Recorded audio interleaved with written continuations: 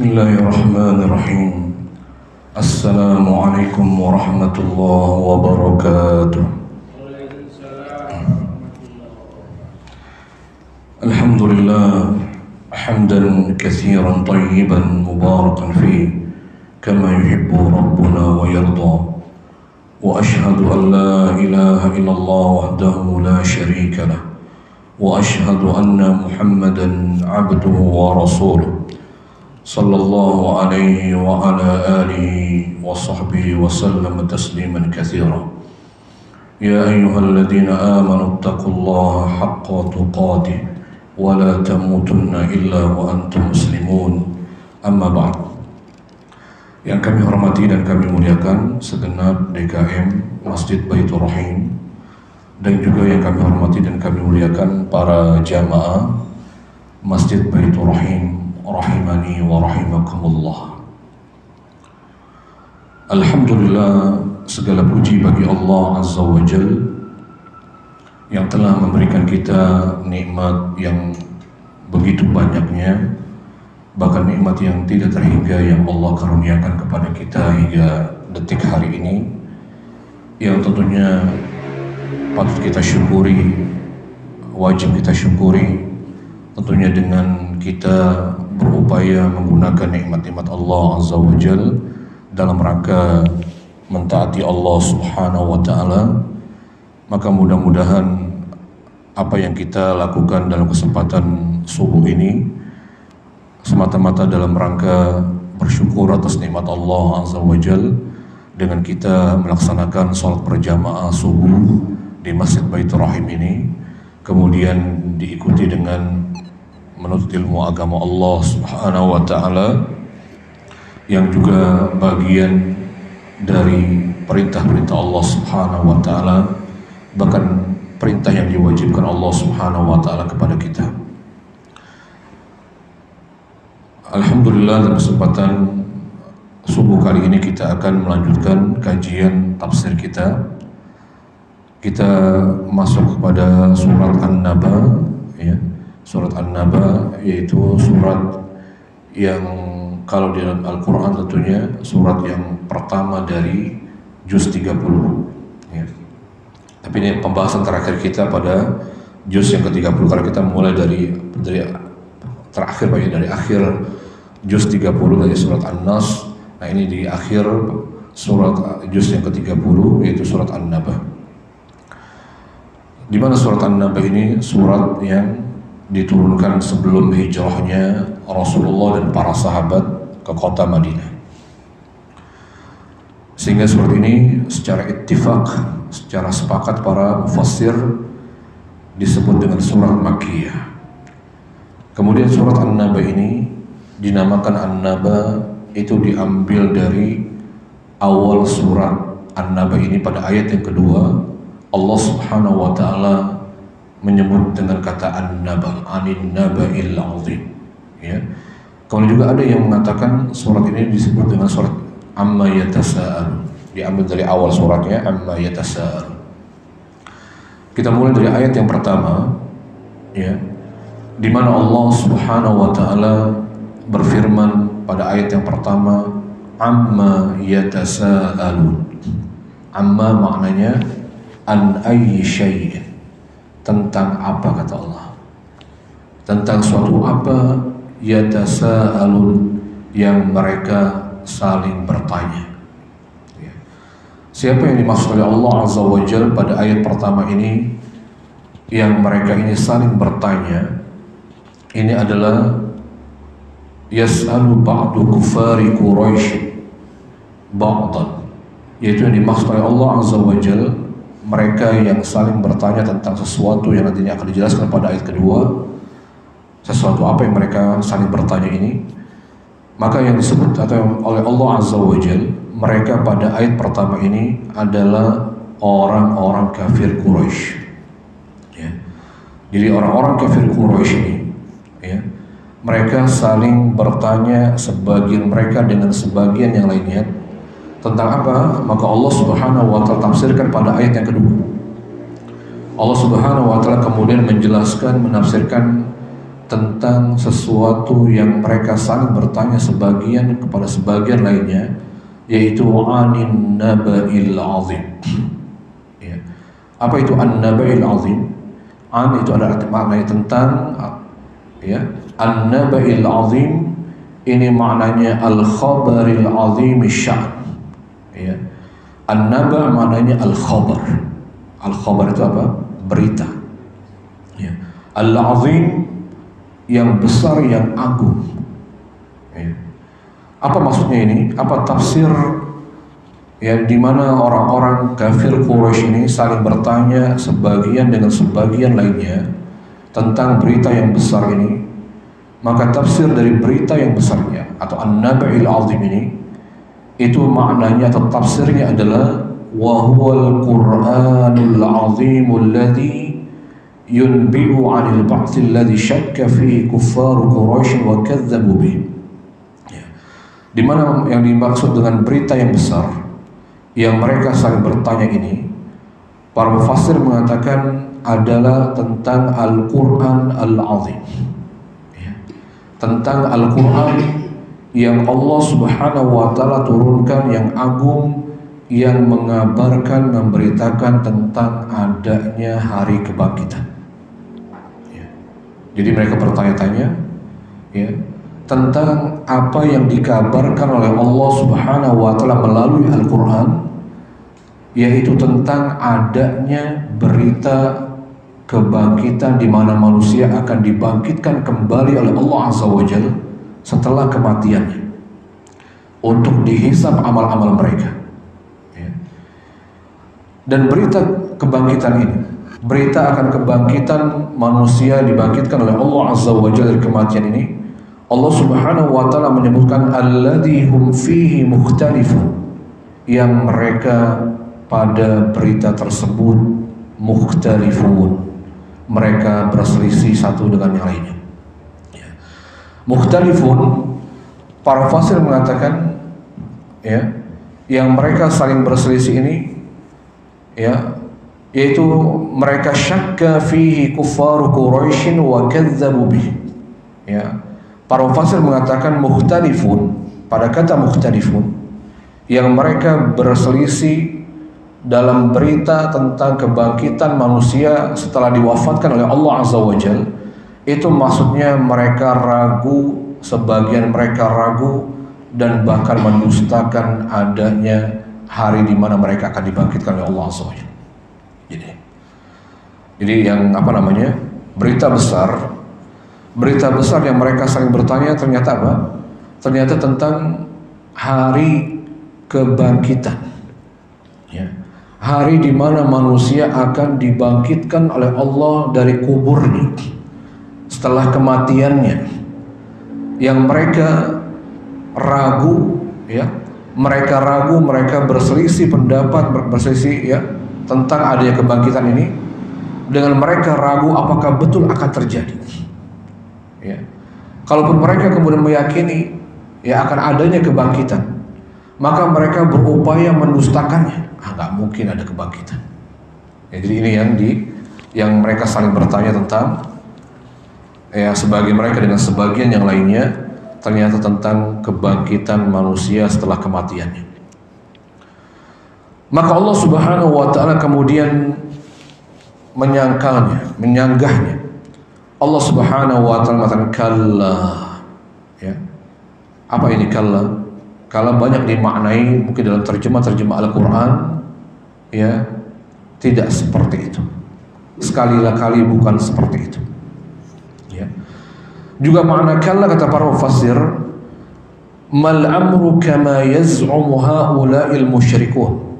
Maka makna kalla kata para mufassir, ya, perkaranya atau urusannya bukan sebagaimana yang diklaim oleh orang-orang musyrik tadi, yang mereka tidak percaya, mereka ragu, mereka tidak beriman, mendustakan adanya hari kebangkitan, hari di mana manusia akan dibangunkan, dihidupkan kembali setelah kematiannya untuk dihisab, untuk diperiksa amal-amal mereka yang mereka kerjakan di dunia dan diminta pertanggungjawabannya oleh Allah Azza wa Jalla.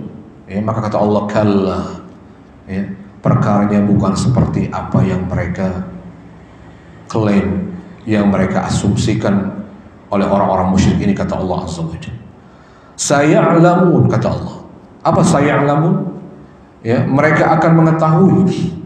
Apa yang diketahui oleh mereka? Saya'lamu haula'il musyrikun akibat takdzibihim wa yadhharu lahum Allahu fa'ilun bihim yaumal qiyamah. Allah Subhanahu wa taala mengatakan, ya, perkaranya bukan seperti yang mereka orang-orang musyrik ini asumsikan. Lalu Allah Subhanahu wa taala mengatakan saya'lamun, maka orang-orang musyrik ini, kata Allah Azza wa Jalla, betul-betul akan mengetahui akibat konsekuensi dari pendustaan mereka ini. Allah Subhanahu wa taala, ya, akan menunjukkan konsekuensi dari pendustaan mereka, akan adanya hari kebangkitan, mereka akan mengetahuinya, itu kata Allah. Ya. Bahkan Allah Subhanahu wa taala wa yadhhar, dan akan tampak jelas bagi orang-orang musyrik ini, mallahu fa'ilun bihim yaumal qiyamah, apa yang Allah akan perbuat kepada mereka atas kedustaan, atas keraguan, ketidakpercayaan mereka, ketidakimanan mereka dengan adanya hari kebangkitan yang Allah akan takdirkan, Allah akan tentukan ini di hari kiamat itu. Ya. Jadi kan makna saya'lamun, ya, mereka betul-betul nanti akan mengetahuinya. Ternyata apa yang mereka dustakan, apa yang mereka ragukan tentang adanya hari kebangkitan itu akan betul-betul nyata, dan mereka akan melihatnya. Mereka betul-betul akan mendapatkannya, kata Allah Azza wa Jalla. Lalu kembali Allah Subhanahu wa taala mengulangi apa yang Allah Subhanahu wa taala katakan pada ayat sebelumnya, pada ayat yang keempat. Maka pada ayat yang kelima Allah Subhanahu wa taala mengulangi, ya, ucapan tersebut, tsumma kalla saya'lamun. Kemudian kata Allah Subhanahu wa taala, perkaranya tidak seperti apa yang mereka asumsikan, kata Allah Azza wa Jalla. Saya'lamun, kata Allah, mereka betul-betul akan mengetahuinya, kata Allah. Ya, mengetahui akibat konsekuensi dari apa yang mereka ragukan, ya, apa yang mereka yakini bahwa tidak mungkin akan terjadi hari kebangkitan, maka mereka akan mendapatkan konsekuensinya, kata Allah Azza wa Jalla. Ya. Dan ini menunjukkan bahwasanya hari kebangkitan itu betul-betul pasti terjadi. Ya. Pengulangan Allah Subhanahu wa taala pada ayat kelima ini menunjukkan betul-betul hari kebangkitan yang orang-orang musyrik ini ragu akan kedatangannya, akan adanya hari kebangkitan. Maka betul-betul ya akan terjadi, dan benar apa yang disampaikan oleh Nabi kita Muhammad sallallahu alaihi wasallam. Ini untuk apa namanya? Allah Subhanahu wa taala ingin menunjukkan betapa apa yang terdapat dalam Al-Qur'an dan apa yang dijelaskan dibawa oleh Nabi kita Muhammad sallallahu alaihi wasallam tentang hari kebangkitan yang diberitakan Nabi melalui Al-Qur'an itu sesuatu yang pasti terjadi dan akan didapatkan oleh semua manusia. Kemudian Allah Subhanahu wa taala pada ayat berikutnya, Allah Subhanahu wa taala berfirman, alam naj'alil arda mihada. Allah Subhanahu wa taala ingin mengajak kita merenungi yang tentunya kaitannya dengan hari kebangkitan nantinya. Bahwasanya membangkitkan manusia dari kematian itu sesuatu yang sangat mudah bagi Allah Azza wa Jalla. Ketika nanti membandingkan dengan apa yang Allah Subhanahu wa taala ciptakan untuk manusia. Seperti misalnya Allah Subhanahu wa taala menyebutkan pada ayat ke-6. Allah Subhanahu wa taala mengatakan, alam naj'alil arda mihada. Allah mengajak kita merenung, bukankah kami telah menjadikan, kata Allah. Alam naj'al, apa maknanya alam naj'al? Bukankah kami telah menjadikan al-arda, bumi, mihada, ya, dihamparkan, kata Allah Azza wa Jalla. Bukankah kami telah menjadikan bumi itu terhampar buat kalian, kata Allah Subhanahu wa taala, kal firash, ya seperti kasur atau tikar yang digelar, kata Allah Subhanahu wa taala. Ya. Kalau kita merenungi bahwasanya betapa Allah Subhanahu wa taala telah menciptakan bumi. Dan bumi itu kemudian dihamparkan oleh Allah Subhanahu wa taala agar manusia bisa hidup di dalamnya. Ya. Ini tentunya sesuatu yang dahsyat penciptaan Allah tentang bumi ini. Kemudian Allah Subhanahu wa taala pada ayat berikutnya, wal jibala autada, dan bukankah kami, kata Allah, telah menjadikan al-jibal. Apa al-jibal? Gunung-gunung, kata Allah Azza wa Jalla. Autada, apa itu autada? Sebagai pasak-pasaknya. Ya. Bukankah kami telah menjadikan bumi-bumi itu, gunung-gunung itu, kata Allah Azza wa Jalla, autada, pasak-pasak, paku-paku bumi, kata Allah Subhanahu wa taala, kaila tataharrak bikumul ard, agar bumi itu tidak berguncang mengguncangkan kalian di atasnya. Ya, jadi apa? Kenapa, apa hikmah Allah Subhanahu wa taala menciptakan gunung-gunung? Allah Subhanahu wa taala menjadikan gunung-gunung itu sebagai pasak-pasaknya bumi, agar bumi itu tidak berguncang, agar bumi itu tidak membuat gempa kepada kita manusia yang hidup di dalamnya, di atasnya.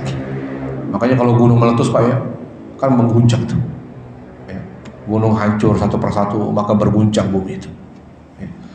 Sehingga betul ini gunung ini, Allah Subhanahu wa taala menjadikan gunung itu bukan sesuatu yang sia-sia. Allah jadikan sebagai pasaknya bumi. Ya, agar bumi itu la tataharrak, bumi itu enggak berguncang, biar dia stabil. Ya. Jadi Allah Subhanahu wa taala ciptakan gunung-gunung itu agar bumi itu tidak bergerak, tidak gempa, tidak berguncang, dan kemudian dia stabil pada tempatnya. Lalu Allah Subhanahu wa taala kemudian pada ayat berikutnya, Allah Subhanahu wa taala yang menunjukkan kebesaran Allah Subhanahu wa taala, sekaligus untuk menunjukkan bahwa membangkitkan manusia mati sesuatu yang mudah bagi Allah. Sesuatu yang mudah, kecil bagi Allah Azza wa Jalla. Allah Subhanahu wa taala kemudian mengatakan, wa khalaqnakum azwaja, dan kami telah menciptakan kalian, kata Allah. Ya, wa khalaqnakum, dan kami telah menciptakan kalian, kata Allah Azza wa Jalla, azwaja. Apa azwaja? Berpasang-pasangan. Ya. Ini sebenarnya kebesaran Allah Subhanahu wa taala. Allah jadikan kita manusia dan bahkan makhluk-makhluk yang lainnya itu Allah ciptakan dalam keadaan berpasang-pasangan. Ada zakaron wa untha, ada laki-laki, ada wanita, ada pejantan, ada betina. Ini tentunya adalah sesuatu yang betul-betul maha luar biasa yang diciptakan Allah Subhanahu wa taala.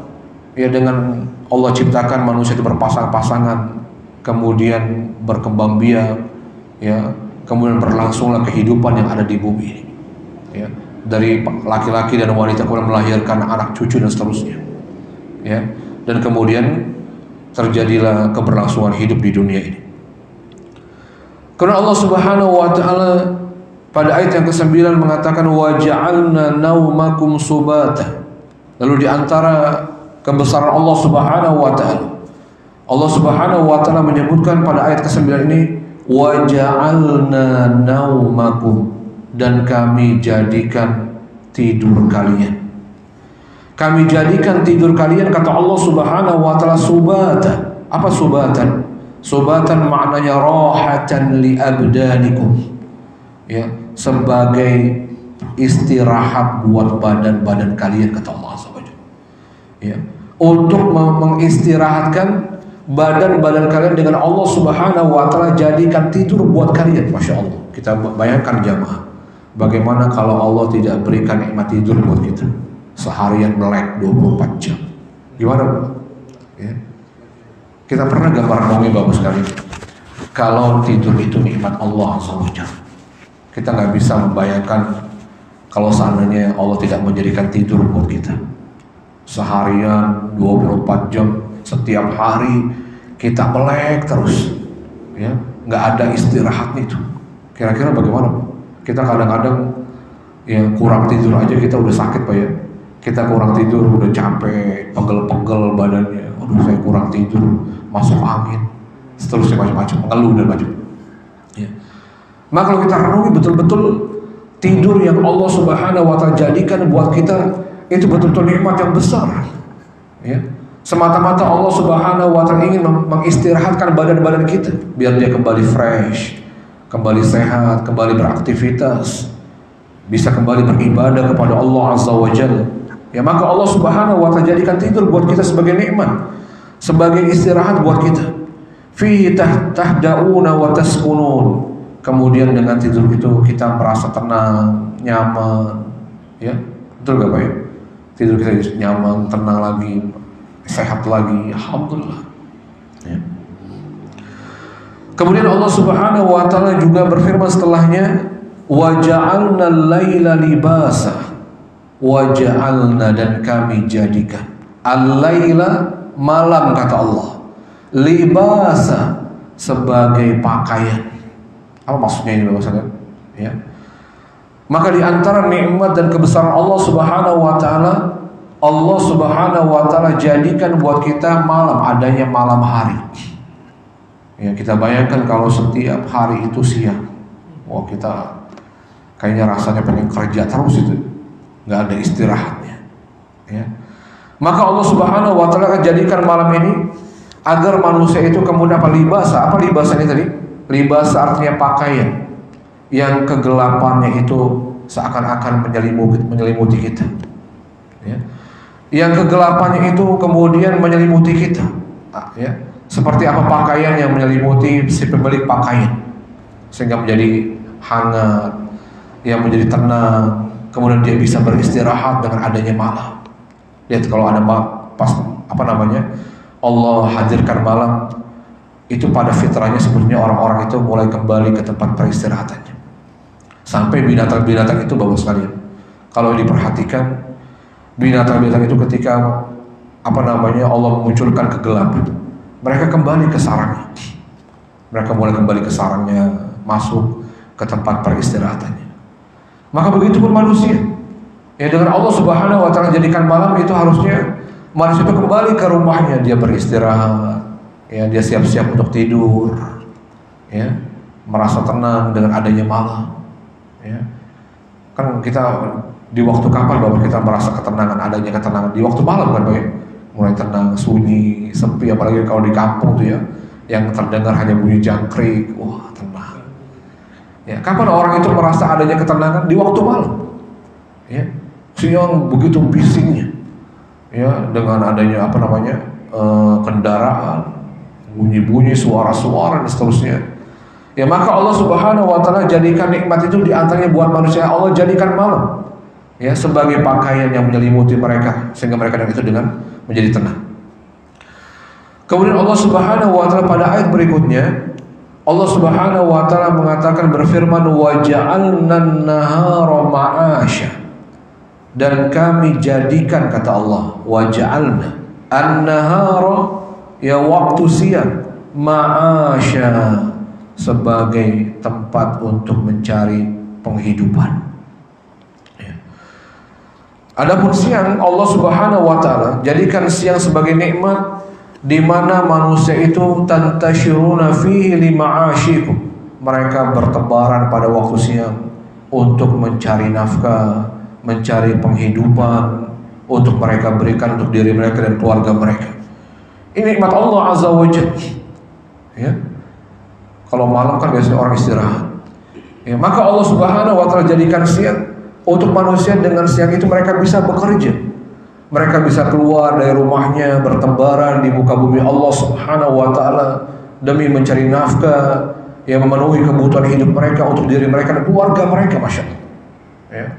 Itu Masya Allah buat siang. Ya, manusia maka fitrahnya sebetulnya bekerja itu di siang hari Pak ya. Walaupun ada sebagian orang itu yang kerjaannya di waktu malam, ya, misalnya karena shiftnya malam misalnya. Tapi pada asalnya, ya, bekerja itu Allah Subhanahu wa Ta'ala jadikan siang untuk bekerja. Ya, kalau saat ini memang akhirnya ada juga orang yang terbalik kerjanya Pak ya. Malam bekerja, paginya dipakai tidur. Ya, itu ya. Tapi pada asalnya Allah Subhanahu wa taala jadikan siang itu buat manusia, buat kita semua itu untuk beraktivitas. Kemudian Allah Subhanahu wa taala pada ayat selanjutnya, Allah Subhanahu wa taala berfirman, wa banaina fawqakum sab'an shidada. Dan kami, wa banaina maknanya dan kami bangun, kata Allah Azza wa Jalla. Dan kami bangun fawqakum, di atas kalian, ya di atas kita, ya kita berada di bumi Allah Subhanahu wa taala ini. Apa itu kata Allah Azza wa Jalla? Sab'an shidada, yaitu langit. Allah Subhanahu wa taala membangun di atas kalian 7 langit yang begitu kokohnya. Ya, sab'an maknanya 7 lapisan, ya 7 lapisan langit. Ya, shidada maknanya yang matinatul bina muhkamatul khalq, ya, yang kokoh bangunannya. Jadi langit ini Allah Subhanahu wa taala ciptakan, ya, merupakan bangunan yang kokoh, ya. Kemudian begitu teraturnya ciptaan Allah Subhanahu wa taala. Begitu serasinya, ya, begitu elegannya langit yang diciptakan oleh Allah Subhanahu wa taala. La sudu laha wa la futur. Tidak ada cacatnya, tidak ada retaknya, ya. Tidak ada celah, robeknya, bolongnya, enggak ada. Ya. Sebagaimana bangunan-bangunan lainnya yang ada yang kita lihat hari ini. Ya, kita lihat tidak ada bangunan yang dibangun oleh manusia itu dengan sempurna, enggak ada. Ya pasti ada retaknya. Betul enggak, Pak? Ya, Bapak kalau lihat rumahnya, ya, padahal yang arsitek, ya, kemudian eksekutornya para tukang-tukang itu sudah diambil, dicari yang terbaik. Itu pasti masih ada kelihatan cacatnya. Wah, kok di sini retak ya? Kok di sini kurang bagus? Kan gitu, Pak, ya? Nggak ada yang sempurna, padahal kita menginginkan kesempurnaan dari bangunan yang kita bangun. Ya, maka tidak ada kesempurnaan yang menunjukkan bahwa tidak ada satu bangunan yang sempurna yang diciptakan oleh manusia. Kita lihat bagaimana Allah Subhanahu wa taala ingin menunjukkan bangunan yang Allah membangunnya, yaitu berupa langitnya Allah Subhanahu wa taala, yang Allah Subhanahu wa taala menunjukkan kepada kita bahwa langit ini diciptakan oleh Allah Subhanahu wa taala begitu kokohnya, begitu kuatnya, dan juga begitu rapihnya Allah menciptakannya. Ya, begitu elegan. Ya, kita nggak lihat di langit-langitnya Allah sesuatu yang kurang. Ya, mungkin kita nggak pernah melihat, kita nggak pernah coba memperhatikan, merenungi itu langit Allah. Pernah kita melihat ada sesuatu yang tidak enak kita pandang di langitnya Allah. Ya, kita lihat awannya, masya Allah. Ya, bahkan semua yang Allah Subhanahu wa taala, ya, letakkan pada langit Allah Subhanahu wa taala, ada matahari, ada bintang, ada bulan dan seterusnya. Itu menunjukkan betapa indahnya langit-langitnya Allah Subhanahu wa taala. Ya, bukan hanya kokoh, bukan kuat, begitu rapinya Allah menciptakannya. Ya. Kemudian Allah Subhanahu wa taala pada ayat berikutnya, ayat ke-13, Allah Subhanahu wa taala juga menunjukkan akan kebesaran ciptaannya. Wa ja'alna sirajan wahaja. Dan kami jadikan, kata Allah Subhanahu wa taala, siraja, matahari itu sebagai pelita, lentera. Ya. Siraja maknanya apa? Allah jadikan matahari itu, ya, sebagai pelita, ya. Wahaja, dan yang menyinari. Pelita, lentera yang menerangi dengan sinarnya, dengan cahayanya. Ya, masya Allah. Ya. Allah Subhanahu wa taala, kalau seandainya untuk menerangi bumi ini harus pakai lampu, berapa lampu, Pak, ya? Ya, berapa lampu tuh yang akan dibutuhkan? Ya. Kita lihat bagaimana Allah Subhanahu wa taala ingin menjadikan bumi ini terang benderang. Ya. Yaitu dengan adanya siang itu terang. Itu dengan Allah Subhanahu wa taala hadirkan ciptaannya berupa matahari, yang Allah Subhanahu wa taala ciptakan matahari di antara hikmahnya itu sebagai lampu yang menerangi bumi Allah Subhanahu wa taala. Masya Allah. Ya, tadi kita katakan kalau harus dengan lampu menerangi bumi itu berapa lampu yang harus dipakai, Pak, ya? Kayak apa namanya? Seperti di waktu malam, ya kan? Itu aja tidak terang sebagaimana terang siang harinya Allah di bumi. Ya, malam hari kan gelap ya. Itu kita sudah pasang lampu masih gelap tentu. Ya, tidak seperti terangnya siang hari. Ya. Maka Allah Subhanahu wa taala ciptakan matahari. Allah Subhanahu wa taala menciptakan matahari ya untuk menerangi buminya Allah Subhanahu wa taala. Kemudian Allah Subhanahu wa taala pada ayat selanjutnya Allah Subhanahu wa taala kemudian mengatakan wa anzalna minal muqsirati ma'an thajjaja wa anzalna, dan kami turunkan kata Allah ya, minal muqsirat. Apa itu al-muqsirat? Al-muqsirat kata para mufassir maknanya adalah awan-awan yang mendung ya. Allah Subhanahu wa taala turunkan dari awan-awan yang mendung ma'an sajjaja, air hujan ya. Ma'an ini maksudnya air hujan yang Allah turunkan dari awan-awan tersebut. Sajjaja yaitu yang mengucur begitu derasnya dan banyaknya air yang diturunkan oleh Allah Subhanahu wa taala. Masya Allah, ini nikmat Allah ya. Kita bayangkan kalau seandainya Allah tidak menurunkan air hujan, kita aja sebulan nggak hujan, ya udah kering ya. Bahkan kita lihat bahkan tanaman-tanaman yang tidak disiram ketika tidak didatangkan hujan, diturunkan hujan oleh Allah Azza wa Jalla, kering, mati, hangus, terbakar. Masya Allah ya. Ini menunjukkan apa namanya, air yang diturunkan oleh Allah Subhanahu wa taala menunjukkan kebutuhan yang sangat vital buat semua makhluk Allah di bumi ya. Menunjukkan betapa manusia itu kebutuhan vitalnya begitu besar terhadap air. Maka Allah Subhanahu wa taala menurunkan ya air hujan itu dari langitnya Allah, dari awan-awan itu yang diciptakan oleh Allah Subhanahu wa taala. Ini juga kebesaran Allah. Kita kadang kurang ya merenunginya. Ya, siapa yang menurunkan hujan? Itu bukan ya seperti tinjauan para ilmuwan itu ya, yang ini kejadian alam. Ya, itu Allah Subhanahu wa taala. Ya, bahwa yang menurunkan hujan itu Allah Subhanahu wa taala. Ya. Sehingga apa doa yang kalau kita turun hujan, apa doanya Pak? Allahumma shayyiban nafi'an. Ya. Lihat bagaimana Nabi SAW mengajarkan kepada kita kalau saat turunnya hujan berdoa kepada Allah yang menurunkan hujan. Ya, untuk menunjukkan yang menurunkan hujan itu Allah Subhanahu wa taala, bukan pawang hujan Pak ya. Bukan pawang hujan gitu ya. Biar turun hujan datangkan pawang, biar berhenti hujan turun pawang. Bukan dia. Ya. Tapi yang menurun hujan adalah Allah Subhanahu wa taala. Buktinya kita diperintahkan juga berdoa oleh Nabi kalau turun hujan, Allahumma shayyiban nafi'an. Ya Allah, berikan kami hujan yang bermanfaat. Ya.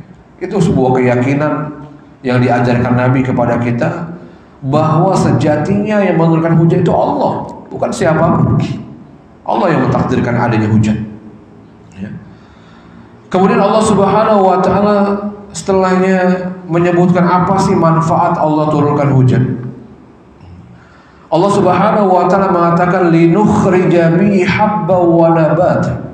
Di antara hikmah Allah Subhanahu wa taala menurunkan hujan yang begitu derasnya, Allah Subhanahu wa taala kemudian menyebutkan hikmahnya linukhrija bihi, untuk kami keluarkan, kami tumbuhkan dengan air hujan yang kami turunkan itu, kata Allah Azza wa Jalla, habban wa nabata, yaitu biji-bijian. Habban maknanya biji-bijian yang kemudian menjadi beras, menjadi gandum ya, yang berasal dari biji-bijian itu ya, yang kemudian biji-bijian ini ya yaktatu bihin nas, menjadi bahan makan pokoknya manusia. Yang kemudian dengan tumbuhnya biji-bijian yang awalnya Allah turunkan hujan ke bumi Allah Azza wa Jalla, kemudian dari air hujan itu Allah Subhanahu wa taala menumbuhkan biji-bijian yang kemudian menjadi sumber bahan pokok makanan manusia. Masya Allah ya, kita tahunya udah jadi aja Pak ya. Kita udah jadi, tinggal makan, tinggal masak, tinggal beli, bahkan tinggal instan kita langsung makan.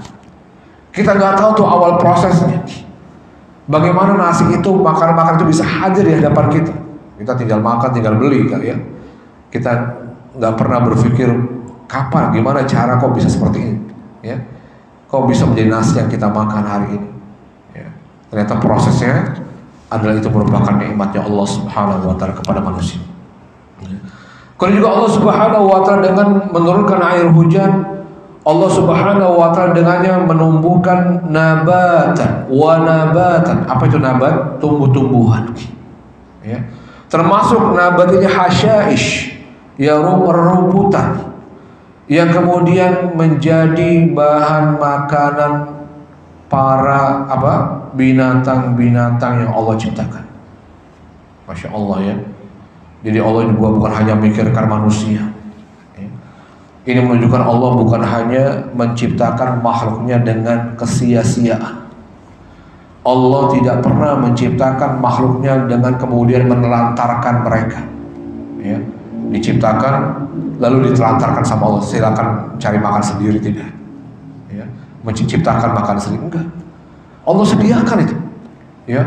Allah Subhanahu wa Ta'ala menyediakan setelah menciptakan makhluknya, Allah menyediakan segala sesuatunya yang dibutuhkan oleh mereka.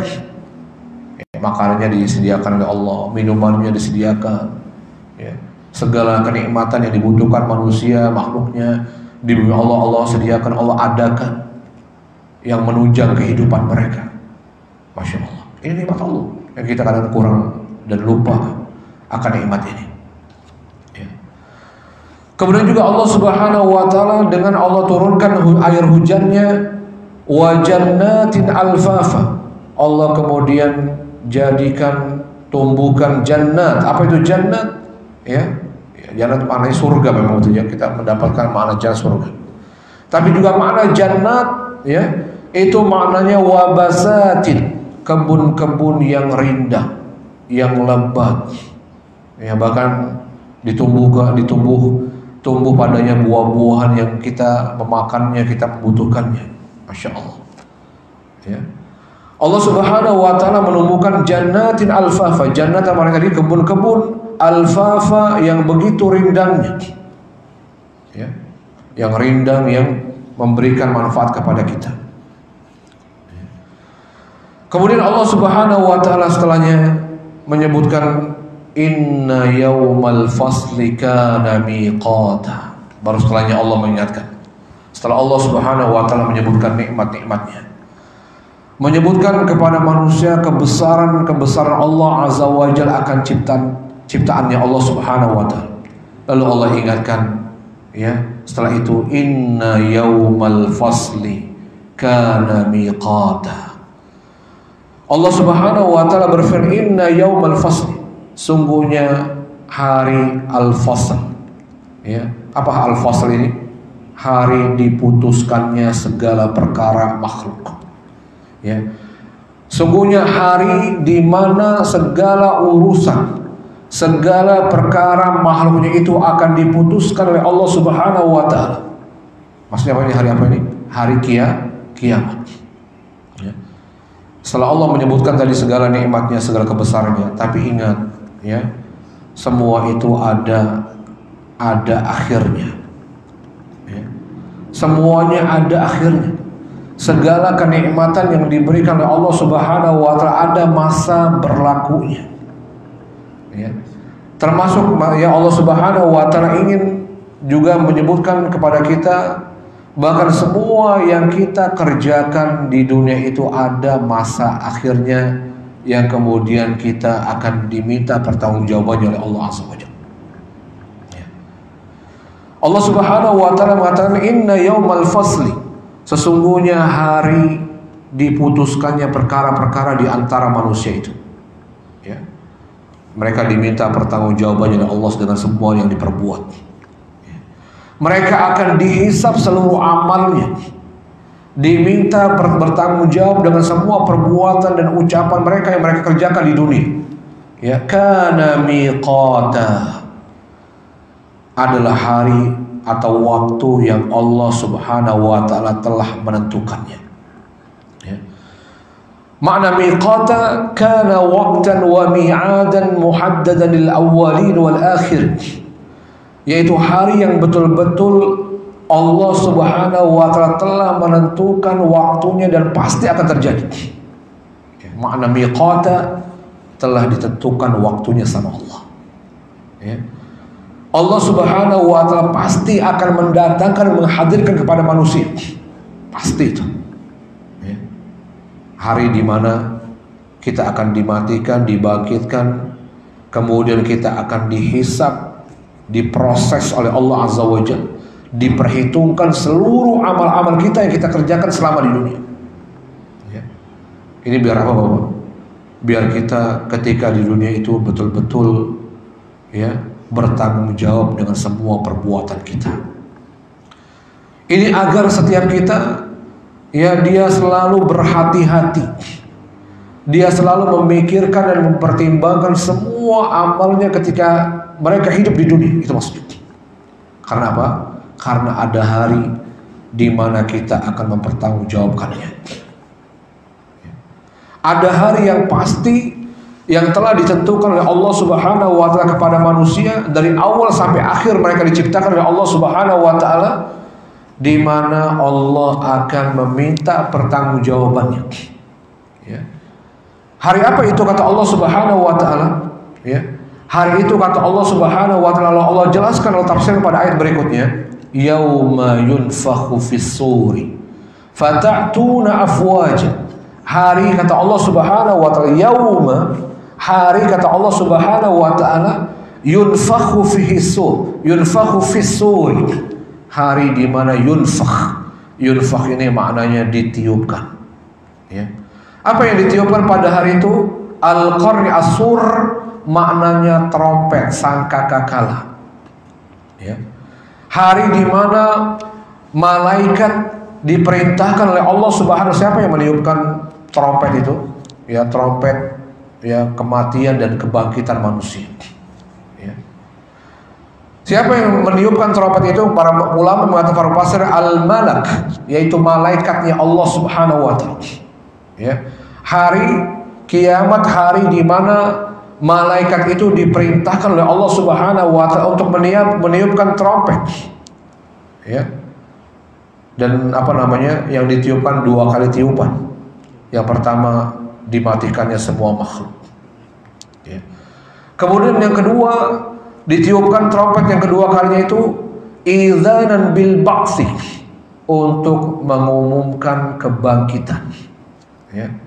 Yaitu untuk membangkitkan seluruh makhluk, ya manusia khususnya, dari kematiannya kemudian dihidupkan kembali oleh Allah Subhanahu wa Ta'ala. Lalu kemudian mereka fatatuna afwaja. Lalu mereka, kalian kata Allah, ya ketika ditiupkan yang kedua kalinya, ya di mana mereka pada tiupan yang kedua ini dibangkitkan kembali dari kematian ini. Maka Allah Subhanahu wa Ta'ala mengatakan fatatuna afwaja. Maka kalian kata Allah Subhanahu wa Ta'ala akan datang menghadap Allah Subhanahu wa Ta'ala afwaja, dalam keadaan berkelompok-kelompok.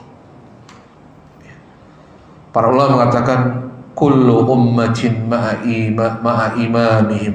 Setiap kelompok, setiap umat itu mereka akan menghadap Allah dengan imamnya masing-masing, dengan nabinya, ya, dengan pemimpinnya nanti. Ya, mereka datang berkelompok-kelompok menghadap Allah Azza wa Jalla.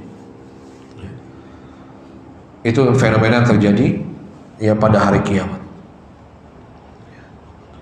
Kemudian juga Allah Subhanahu wa Ta'ala pada hari kiamat itu Allah menyebutkan, ya, bukan hanya ditiupkan untuk dalam rangka membangkitkan manusia setelah kematian. Lalu mereka datang menghadap Allah dalam keadaan berkelompok-kelompok ini. Allah kemudian mengatakan wa futihatis sama'u fakanat abwaba. Ya. Lalu kemudian Allah pada hari kiamat itu Allah membuka langitnya. Ya. Maka langit itu terbuka kata Allah Subhanahu wa Ta'ala, dibuka oleh Allah Subhanahu wa Ta'ala. Fakanat dzata abwabin katsirah linuzulil malaikah. Lalu kemudian langit-langit itu memiliki pintu-pintu yang banyak. Ya. Allah jadikan langit-langit itu memiliki pintu-pintu yang banyak untuk apa? Pintu-pintu itu linuzulil malaikah, untuk turunnya para malaikat. Ya. Jadi saat itu nanti fenomena yang terjadi pada hari kiamat, Allah Subhanahu wa Ta'ala membuka pintu-pintu langit untuk turunnya para malaikatnya Allah Subhanahu wa Ta'ala. Lalu apalagi yang terjadi? Allah menyebutkan pada ayat berikutnya, wasuyiratil jibal, wasuyiratil jibalu fakanat saraba. Ya. Lalu kemudian fenomena yang terjadi pada hari kiamat itu, kata Allah, wasuyiratil jibal, dan gunung-gunung itu suyirat. Suyirat maknanya diterbangkan oleh Allah Azza wa Jalla. Ya. Nanti pada saat terjadinya kiamat, ya, maka fenomena yang diperlihatkan oleh Allah Subhanahu wa taala itu, gunung-gunung itu dihancurkan dengan cara diterbangkan oleh Allah, dilemparkan oleh Allah Azza wa Jalla setelah dia menancap, ya, di bumi Allah Subhanahu wa taala sebelumnya. Fakanat kasarab, seperti fata morgana. Ya. Ini yang Allah Subhanahu wa taala ya sampaikan pada ayat ke-20 ini. Ya, ini menunjukkan bahwasanya jamaah Allah Subhanahu wa taala bahwa untuk menjadikan hari kebangkitan itu sesuatu yang sangat mudah bagi Allah Azza wa Jalla. Bahwa membangkitkan manusia setelah kematian itu adalah perkara yang sangat mudah bagi Allah. Kalau Allah mampu menciptakan sesuatu yang begitu besar, lebih besar dari menghidupkan manusia, ya, seperti apa? Menciptakan langit, menciptakan bumi, menciptakan malam, siang, matahari, ya, sesuatu yang begitu besar, ya, ciptaan yang begitu luar biasa. Maka hanya sekedar membangkitkan manusia setelah kematiannya adalah perkara yang sangat ringan bagi Allah Azza wa Jalla. Itu maksudnya, ya. Jadi kalau menciptakan sesuatu yang lebih besar saja, Allah mampu menciptakannya. Ya, langit adalah makhluk Allah yang besar. Ya, makhluk Allah yang luar biasa yang Allah ciptakan, yang didirikan, dibangun Allah tanpa tiang, Allah mampu menciptakannya. Ya, bukankah makhluk yang sangat besar ini yang terlihat oleh mata kita, langit? Ya, sejauh mata memandang itu langitnya Allah Subhanahu. Bagaimana membangunnya? Ya, kalau membangun rumah yang besar aja, membangun gedung, berapa tukang yang harus dihadirkan Bapak ya, untuk bisa membangun dalam waktu yang lama itu. Ya. Ini langit ya, dengan mudah Allah menciptakannya. Makhluk Allah yang paling besar adalah langit diantaranya. Itu begitu mudah Allah menciptakannya. Bagaimana cuma hanya sekedar, ya, membangkitkan manusia yang telah Allah ciptakan, yang telah Allah matikan, lalu Allah hidupkan kembali. Maka suatu yang sangat mudah, ya, bagi Allah Azza wa Jalla.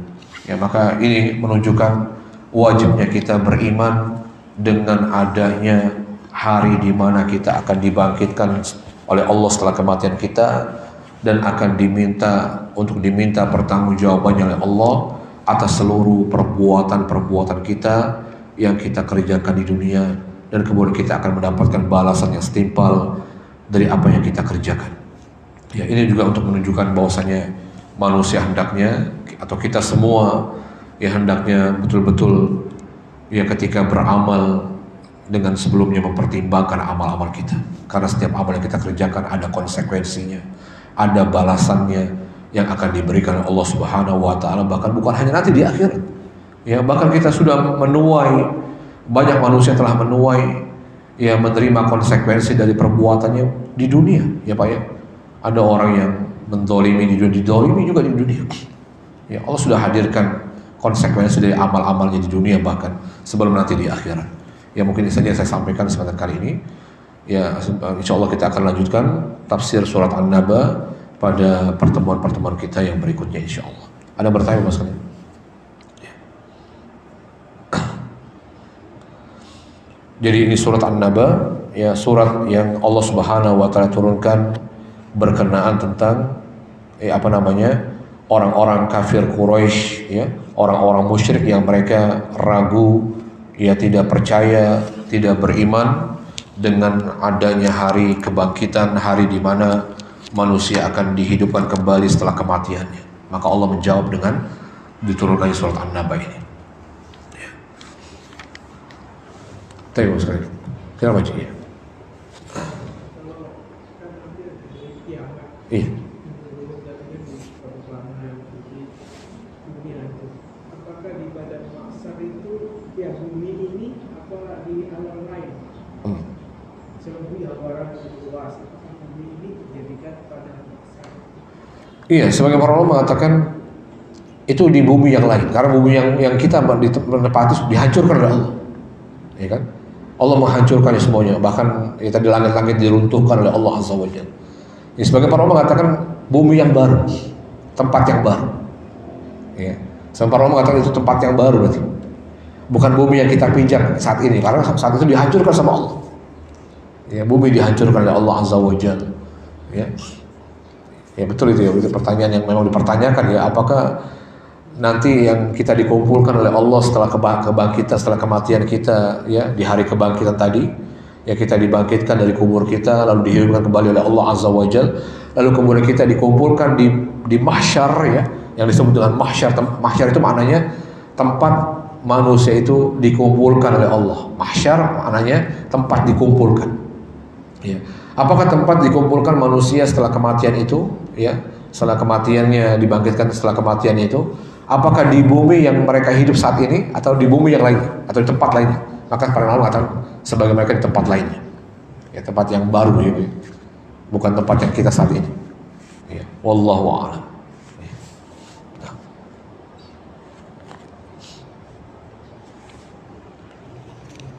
Nah. Ada lagi bawa saya?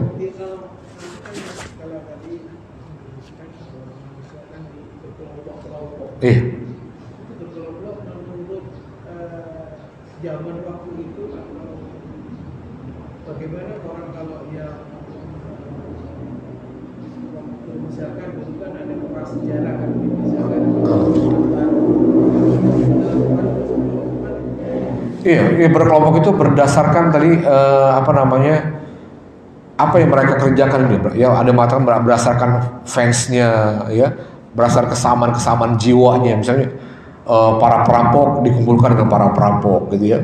Jadi berdasarkan status ya, berdasarkan kebiasaan-kebiasaan yang mereka lakukan di dunia. Kalau misalnya para penjahat, maka dikumpulkan, dihadirkan oleh Allah dengan bersama penjahat lain, dikelompokkan berdasarkan itu. Ya. Sehingga Nabi SAW pernah mengatakan, anta ma'aman ahab, ya, anta ma'aman ahbabta. Ya, atau almar'u ma'aman ahab. Kata Nabi SAW, nanti pada hari kiamat itu orang itu akan dikumpulkan bersama orang-orang yang dicintai. Ya, jadi berdasarkan kecintaan. Jadi kalau dia cintai adalah nabinya, ya mencintai orang-orang beriman, mencintai orang-orang saleh, maka dikumpulkan bersama orang-orang saleh. Ya. Dan sebaliknya ya, orang-orang yang kecenderungannya kumpulnya ketika di dunia kongko-kongkonya ya bersama orang-orang tidak baik, maka juga akan dikelompokkan oleh Allah bersama orang yang tidak baik gitu. Jadi begitu berdasarkan itu. Ya, sebagaimana Nabi menyebutkannya. Ya. Maka ketika sahabat ini mendengar ucapan ini, lalu mereka mengikrarkan, aku mencintai engkau dan Rasulmu dan Rasulnya ya Allah, ya Rasulullah. Aku mencintai Allah dan mencintai engkau ya Rasul. Ya, maka Rasul tadi mengatakan, almar'u ma'aman ahab. Orang itu nanti akan dikumpulkan bersama orang-orang yang dicintainya, kata Allah SWT, kata Rasulullah. Ya, jadi itu juga itu berdasarkan ini, maka berkelompok-kelompok itu nanti berdasarkan kecintaannya. Ya. Sehingga nanti yang di dunianya kesukaannya, kecenderungannya misalnya dengan artis-artis, barangkali akan dikumpul bersama artis-artis itu. Ya, maka seperti itu ya nanti yang akan terjadi pada hari kiamat. Ya Allah. Sebagaimana Allah menyebutkan dalam Al-Quran, wa idzan nufusu zuwijat. Pernah kita menyampaikan tafsir ini ya. Dan apabila jiwa-jiwa itu dikumpulkan oleh Allah. Jadi berdasarkan kecenderungan jiwanya. Jadi manusia nanti akan disatukan oleh orang-orang atau kelompok-kelompok yang satu jiwanya. Ya. Wah, ini jiwanya sama kita. Ya. Berdasarkan kecenderungannya nanti. Baik. Iya, kayak di dunia kita kan berkelompok-kelompok Pak ya. Ada misalnya klub motor gitu, klub mobil. Nah, begitulah nanti fenomena di akhirat. Ya. Dikumpulkan berdasarkan komunitasnya, komunitasnya. Iya. Islam kan terbagi nanti dalam 73 golongan. Iya betul. Yang 72 itu kemana Ustaz? Dikumpulkannya? Kan ada satu golongan yang. Iya. Ya Rasulullah menyebutkan ketika menyebutkan perpecahan umat ini ya. Nabi mengatakan, "Sataftariku ummati ala sanatan wa ala 73 millah." Kata Rasulullah, nanti umatku ini ya akan terpecah belah menjadi 73 golongan. Isnatan wa sab'una finnar, 72 golongan tempatnya dalam neraka. Jelas Rasulullah menyebutkan itu. Ya. Rasulullah mengatakan isnatan wa sab'una finnar, 72 golongan tempatnya di dalam neraka. Wa wahida fil jannah, dan satu golongan akan masuk surganya Allah Subhanahu wa taala. Ya. Wahiyal jamaah. Lalu Nabi menyebutkan, ya, siapa satu golongan ini? Nabi menyebutkan sifat mereka adalah al-jamaah. Ya, mereka adalah al-jamaah. Lalu ketika ditanya Nabi SAW oleh para sahabat, ya, apa yang maksud dengan al-jamaah ini? Nabi mengatakan, ya, mereka adalah orang-orang yang mengikuti apa yang aku lakukan dan para sahabatku lakukan hari ini, kata Rasulullah. Ya. Mereka adalah orang-orang yang mengamalkan, ya, apa yang aku dan para sahabatku amalkan hari ini, kata Rasulullah SAW. Dia adalah al-jamaah. Ya, jadi siapa mereka ini?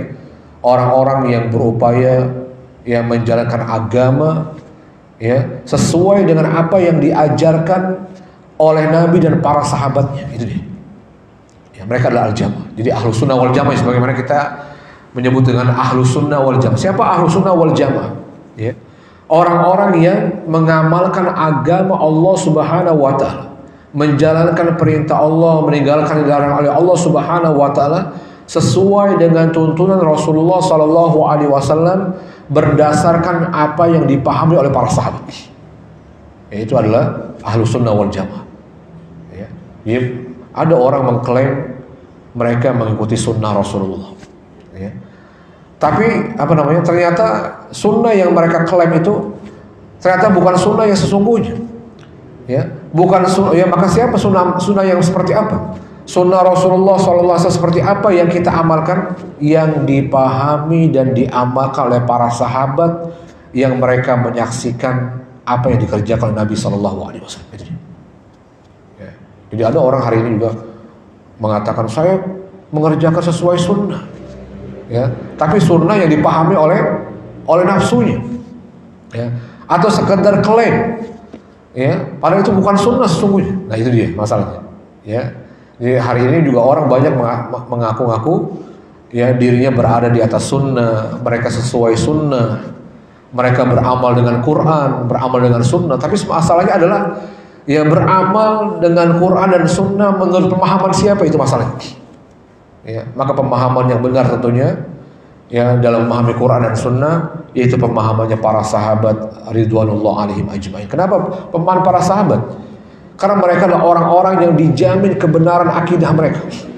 Mereka orang-orang yang telah dijamin oleh Allah Subhanahu wa taala bahwa apa yang mereka amalkan itu benar, ya, menurut Allah Subhanahu wa taala. Ya, apa buktinya? Ya, kenapa kita wajib mengikuti, ya, pemahaman para sahabat Rasulullah Sallallahu Alaihi Wasallam dalam memahami Quran dan Sunnah, dalam mengamalkan agama kita ini? Karena mereka adalah orang-orang yang telah dijamin oleh Allah. Ya, mereka orang-orang yang telah dipuji dan dijamin oleh Allah akan kebenaran amal mereka. Ya, bahkan Allah Subhanahu Wa Taala telah menetapkan ganjaran atas amal-amal yang mereka kerjakan. Bahkan mereka orang-orang yang telah dijamin surganya oleh Allah. Ya, Allah menyebutkan surat At-Taubah 100. Ya, Allah mengatakan was-sabiqunal awwalun minal muhajirin wal ansar walladzina tabauhum bi ihsan radhiyallahu anhum wa radu'an wa a'adda lahum jannatin tajri tahta al-anhar. Allah mengatakan, dan orang-orang yang terdahulu, yang mendahulu kita memeluk agama Islam ini, kata Allah. Ya, siapa mereka ini? Ya, siapa orang-orang yang mendahulu kita memeluk agama yang benar, yaitu Islam? Allah Subhanahu wa taala mengatakan minal muhajirin wal ansar. Mereka adalah al-muhajirun wal ansar. Siapa al-muhajir wal ansar? Para sahabat. Ya. Tidak ada tafsir yang lain tentang al-muhajirun wal ansar kecuali maknanya adalah para sahabat Nabi sallallahu alaihi wasallam. Ya, baik yang di Mekah maupun di Madinah. Dan orang-orang yang mengikuti mereka, kata Allah Subhanahu wa taala, Allah Subhanahu wa taala kemudian menjamin mereka ini radhiyallahu anhum. Allah telah ridho dan cinta kepada mereka dan juga amal-amal mereka. Masya Allah. Ya, jadi para sahabat ini orang yang telah mendapatkan apa Pak ya? Pengakuan dari Allah. Ya. Mendapatkan pengakuan dari Allah di mana Allah betul-betul cinta, ridho kepada mereka dan semua perbuatan mereka. Waradu'an. Dan Allah juga mengakui bahwasanya mereka adalah orang-orang cinta kepada Allah Azza wa Jalla. Lalu kemudian bukan hanya itu, Allah Subhanahu wa taala juga telah menjamin balasan atas amal-amal mereka berupa Allah menetapkan surga buat mereka. Wa a'adda lahum jannah. Dan mereka adalah orang-orang yang Allah telah menyiapkan surga-surga buat mereka. Ya. Allah telah menyiapkan surga-surga buat mereka sebagai balasan atas ibadah amal soleh yang mereka kerjakan di dunia. Berarti kalau ada orang yang telah jelas bahwasanya ada orang yang telah jelas jalan yang mereka tempuh dan mereka selamat melalui jalan itu. Ada orang yang kita lihat amal mereka adalah amal-amal yang telah diterima dan diberikan balasan oleh Allah Azza wa Jalla. Lalu ada orang yang belum jelas jalannya. Kita nggak tahu jalannya selamat atau enggak dia melalui jalannya. Kita nggak tahu ada orang apakah amal yang dikerjakan itu bakal diterima oleh Allah Subhanahu wa taala. Kira-kira mana kita ikuti, Pak? Ya. Ini ada dua jalan, ada dua orang dan dengan dua jalan yang ditempuhnya. Yang satu kita telah melihat orang ini melalui jalannya dia selamat, diterima amalnya oleh Allah, diberikan ganjarannya oleh Allah Azza wa Jalla. Sementara yang satu lagi atau yang banyak lain ya, yang kita belum tahu, belum jelas apakah jalannya itu dia bakal selamat melalui jalannya tersebut atau amal-amal yang dikerjakannya bakal diterima oleh Allah apa tidak, mana kita akan ambil bahwasanya. Ya. Tentunya kita akan tidak mau berspekulasi Pak ya. Ya, kalau ada dua hal, yang satunya selamat, satunya nggak selamat, mana mau kita ikuti Pak? Yang selamat pasti. Kita nggak mau berspekulasi, kita nggak tahu nih kalau kita ikuti jalan yang lainnya bakal selamat apa enggak. Ya, begitulah kita ya mengikuti atau mengamalkan agama kita. Ya, kita memahami agama itu sesuai dengan Quran dan Sunnah, sesuai dengan pemahaman para sahabat yang telah dijamin akidah mereka, kebenaran amal mereka oleh Allah Subhanahu wa taala, bahkan telah dijamin balasan untuk mereka ini. Wallahu a'lam bishawab. Ya. Mungkin ini saja Bapak sekalian, ya kita tutup saja kajian kita dengan membaca kafarah majelis. Subhanakallahumma bihamdika asyhadu an la ilaha illa anta astaghfiruka wa atubu ilaik. Wassalamualaikum warahmatullahi wabarakatuh.